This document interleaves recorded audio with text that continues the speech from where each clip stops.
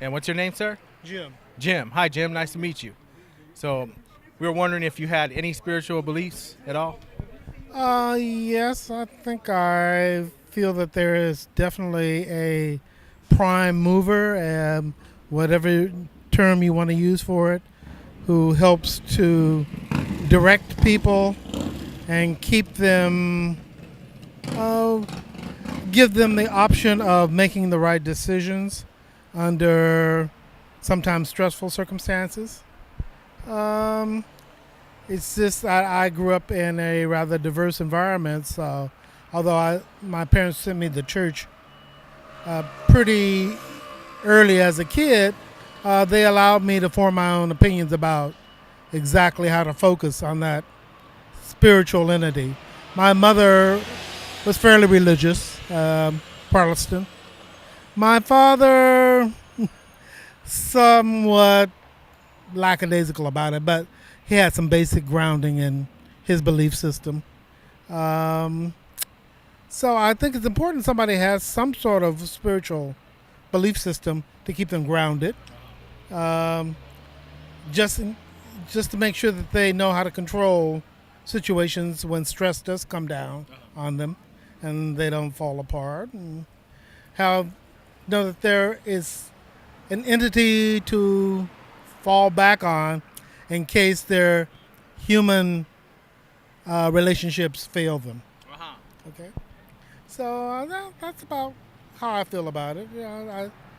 I sort of, how should I put it? I sort of maybe generalize or um make my focus somewhat generic as far as who that how that spiritual force should be named.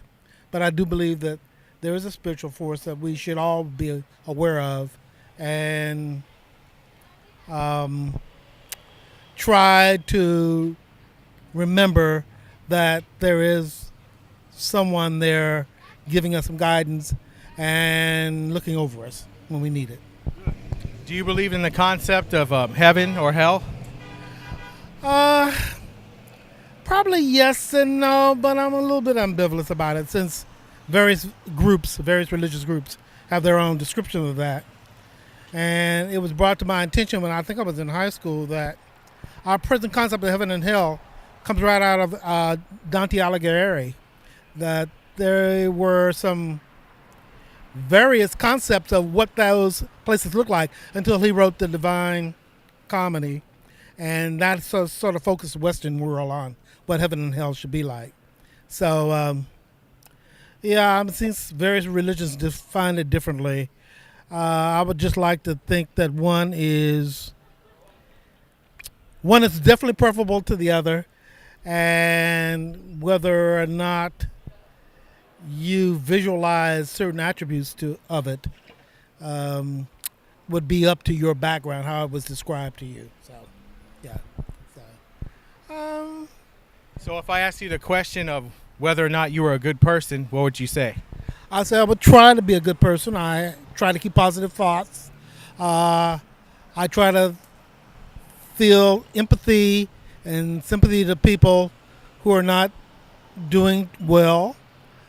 So, you're familiar with the Bible then? I'm You're familiar with it, yeah, on a cursory measure. I sort of view it as sort of divine history. So how I accept it literally, that's questionable. okay. But Can I ask you some questions? What questions you just so I can determine whether or not you're a good person. And the questions I'm going to ask you are based on the Ten Commandments. Have you ever heard of the Ten Commandments? Yeah, and I think that those are basic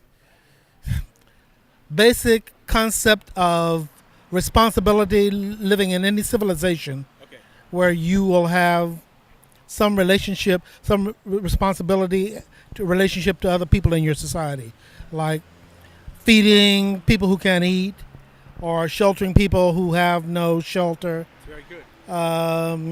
And I think do unto others as you would have them do unto you should be the foundation of anybody's thinking in dealing with their fellow human beings.